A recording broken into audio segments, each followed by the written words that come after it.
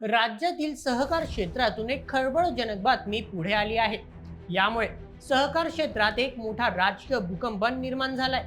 आता सहकारी बँकेंवर परंपरागत वर्चस्व असणाऱ्या नेत्यांचा पत्ता कट होणार का, असा प्रश्न उपस्थित केला जातोय। पुणे मध्यवर्ती बँकेमधून आता जवळपास 9 मोठ्या नेत्यांना बाहेरचा रस्ता दाखवला गेलाय। या प्रकरणाची सध्या सहकार क्षेत्रातील राजकारणात जोरदार चर्चा सुरू आहे।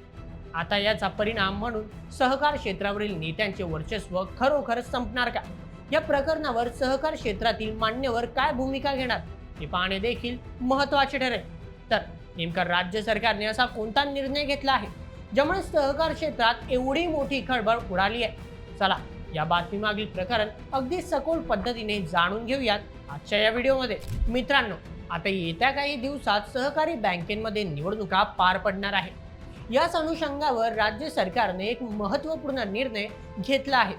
सहकारी बँकेच्या निवडणुकांसाठी राज्य सरकारने त्याचप्रमाणे सहकार विभागाने नियमावलीत मोठे बदल केले आहेत। या संचालकांनी 10 वर्षापेक्षा जास्त काळ एकाच पदावर किंवा संचालक मंडळात व्यतीत केला आहे। त्यांच्यावर आता अपात्रतेची टांगती तलवार लटकली आहे। या बातमीमुळे ज्या नेत्यांनी अनेक दशक सहकारी बँकेवर आपलं वर्चस्व गाजवलं, आता त्यांना एक मोठा झटका बसलाय।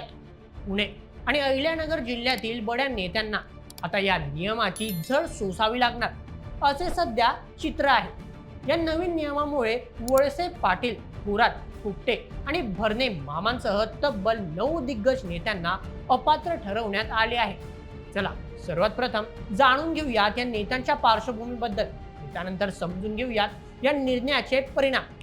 सर्वप्रथम दिलीप वळसे पाटील, शरद पवार यांचे अत्यंत विश्वासू व्यक्ती। पुणे जिल्हा मध्यवर्ती सहकारी बँकेच्या धोरणात्मक निर्णयांमध्ये त्यांचा मोठा वाटा असतो। त्याचप्रमाणे भीमाशंकर सहकारी कारखान्याच्या माध्यमातून त्यांची सहकार क्षेत्रात एक मजबूत पकड आहे। या निर्णयामुळे त्यांच्या प्रतिष्ठेला धक्का लागू शकतो। द्वितीय, बाळासाहेब थोरात। बाळासाहेब थोरात हे काँग्रेसचे ज्येष्ठ नेते असून संगमनेर भागातील सहकार चळवळीचे ते एक प्रमुख आधारस्तंभ देखील आहेत। संगमनेर सहकारी कारखाना आणि अमृतवाहिनी शिक्षण संस्था यांच्या माध्यमातून त्यांनी उत्तरनगर जिल्ह्यात एक मोठे जाळे निर्माण केले आहे। आता या निर्णयामुळे त्यांची देखील सहकार क्षेत्रावरील वर्चस्व कमी होऊ शकते। तृतीय, दत्तात्रय भरणे। राजकारणात भरणे मामा म्हणून ओळखले जाणारे दत्तात्रय भरणे हे दिवंगत उपमुख्यमंत्री अजित पवार यांचे कट्टर समर्थक मानले जातात।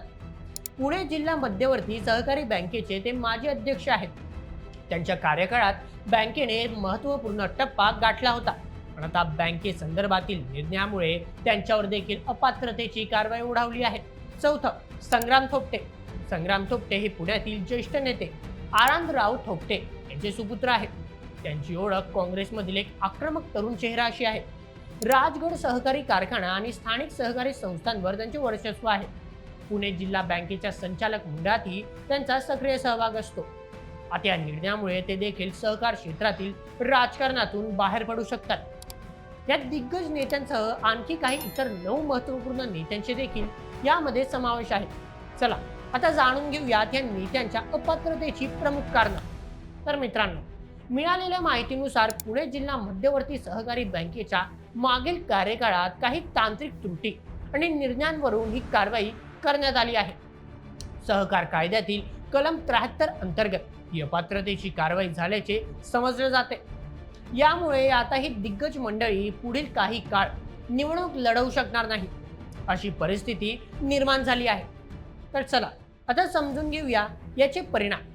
मित्रांनो, हा केवळ कायदेशीर निर्णय नसून तर एक मोठा राजकीय धक्का मानला जातोय। आगामी निवडणुकांच्या तोंडावर पवारांचे आणि काँग्रेसचे दिग्गज शिलेदार अडचणीत आल्यामुळे भाजपसारख्या पक्षांना एक आयती संधी मिळाली आहे। त्यामुळे राज्यातील सत्ता राजकारणात आता हा अपात्रता नियमाचा रचलेला गेम कुणाला फायद्याचा ठरणार हे पाहणे देखील तितकंच महत्त्वाचं असेल। तर मित्रांनो, ही होती या नवीन नियमाबद्दलची संपूर्ण माहिती आणि त्याचे परिणाम। कारवाई नियमानुसार आहे का, त्याच्या मागे काही भलतंच राजकीय षडयंत्र शिस्त आहे का? तुमचे मत आम्हाला कमेंटमध्ये नक्की कळवा आणि अशाच व्हिडिओसाठी सबस्क्राईब करा बोल एमएच आपल्या यूट्यूब चॅनलला। धन्यवाद।